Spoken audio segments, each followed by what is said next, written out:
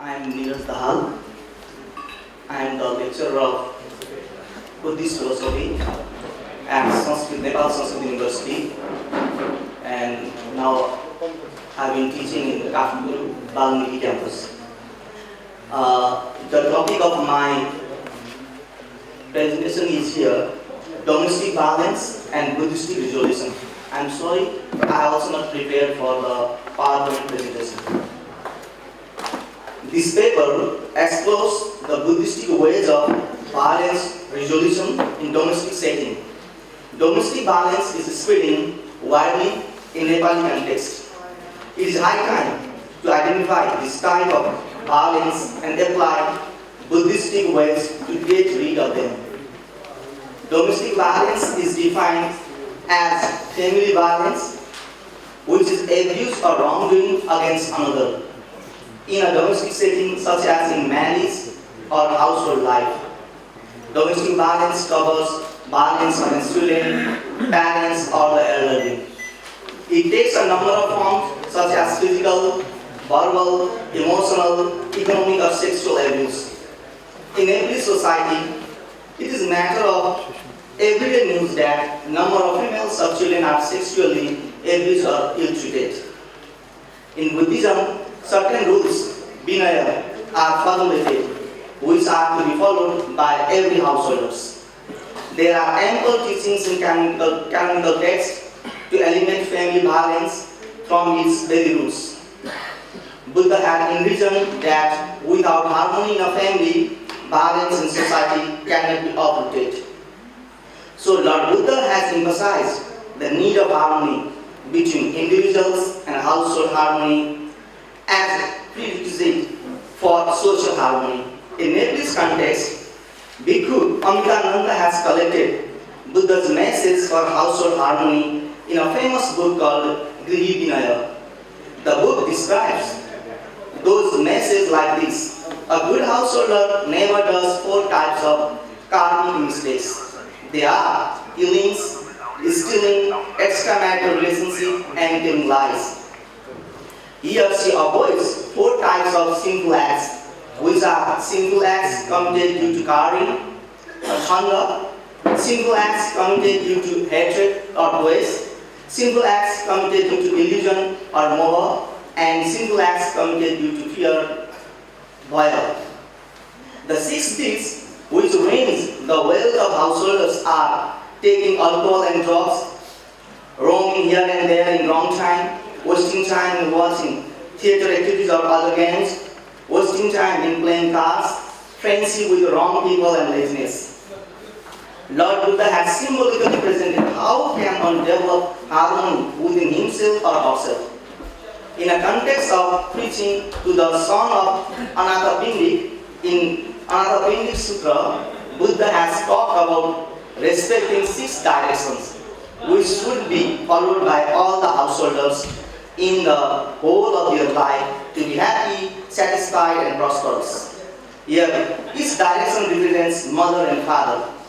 South represents guru and teachers. West represents wife, husband, and children. North represents friends. Below represents workers, and upper represents Sraman and Brahmins. A good person always makes happy and satisfied all these 6 directions. Lord Buddha has described 4 good qualities for the householders to enjoy.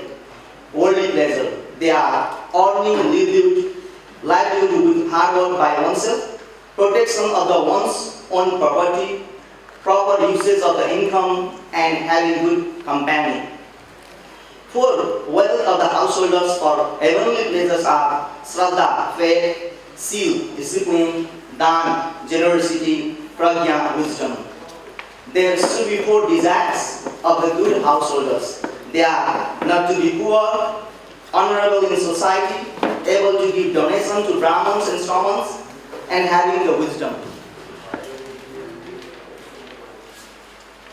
Buddhism, from its beginning, has had a deep commitment to non-violence and to caring for others. The whole Buddhist tradition is associated with the principle of ahimsa. Non-violence is the first precept of dharma practice.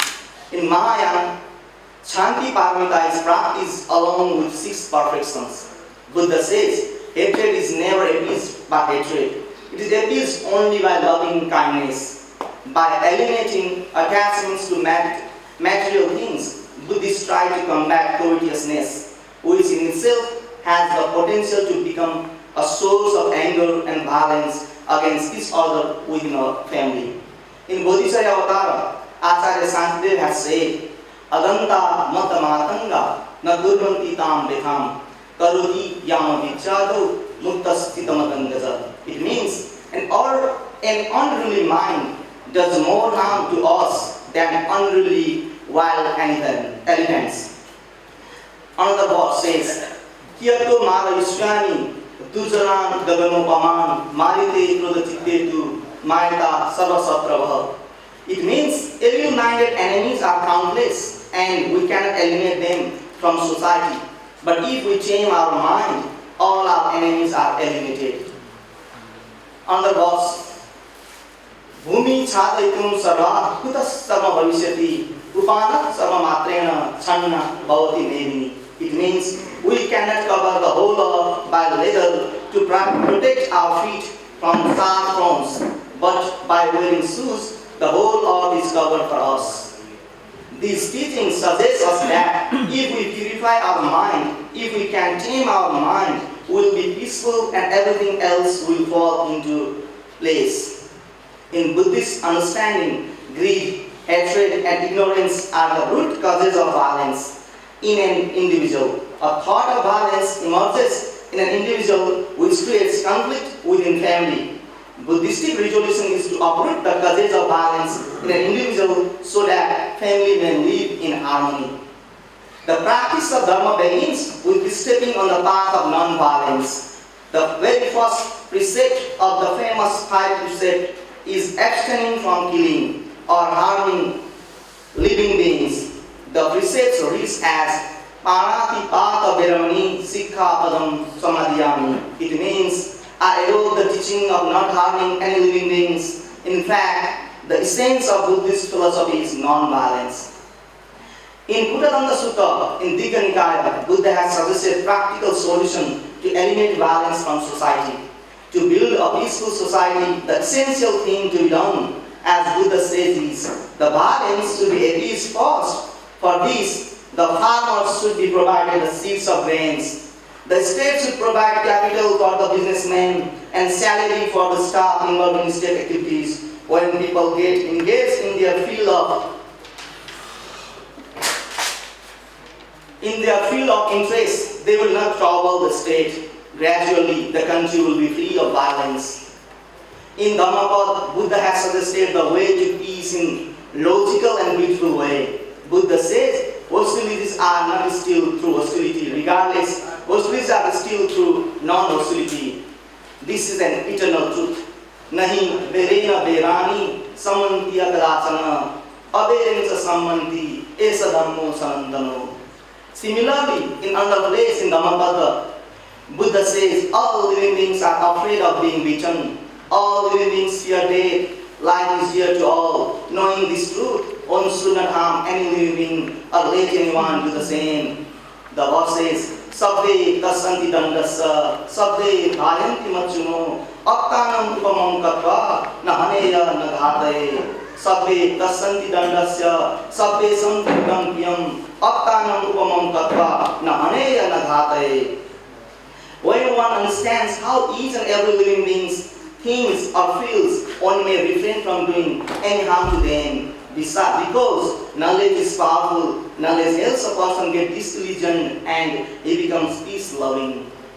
In another context, Buddha has said, not by harming life does one become noble. One is found noble for being gentle to all living beings. Dhammapada verse 270. Each and everyone wants to be respected and called a noble person. Lord Buddha has skillfully defined the true quality of being a noble person. Observing these teachings, any person refrains from being violent because being violent here is called an ignoble one.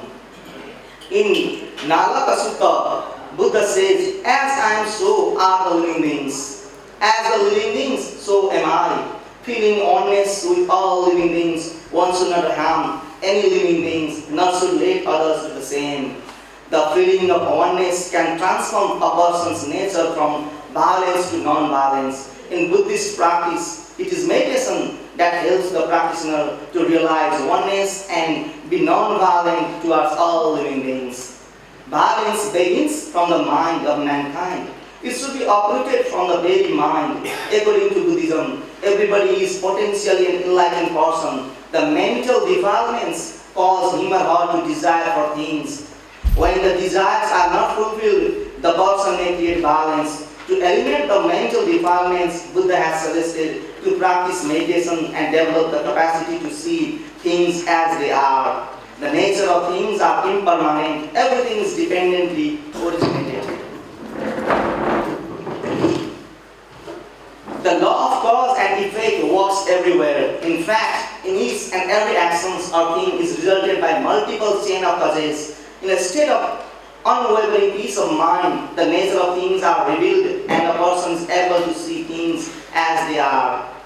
Consequently, the mental defilements are uprooted and one is transformed from a violent person to peace-loving one.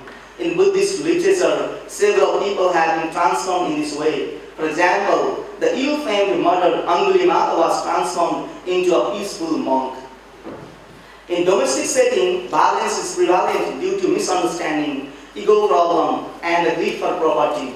The cases of sexual violence are also in height in the present era.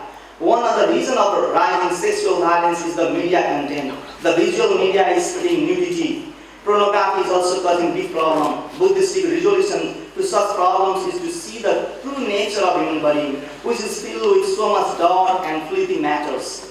If one could calm down and could see the supposedly beautiful person, he or she would hardly develop attraction. Such things happen because people are ignorant and they fail to see things as they are.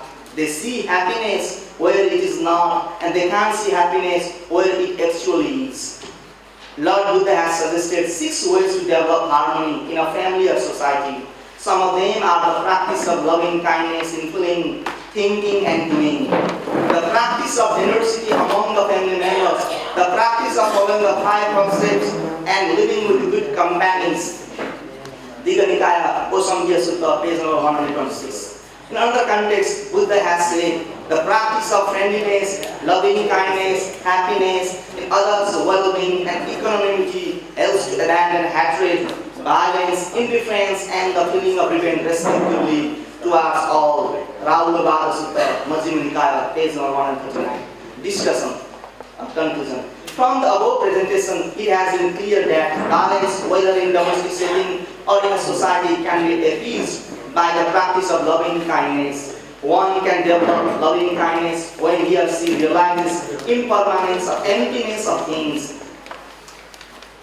And ultimately, it is insight meditation which helps to realize emptiness as the nature of things. As one achieves inner peace, he or she builds harmony in a family, and finally a society will be on the way to non-violence and peace. Thank you.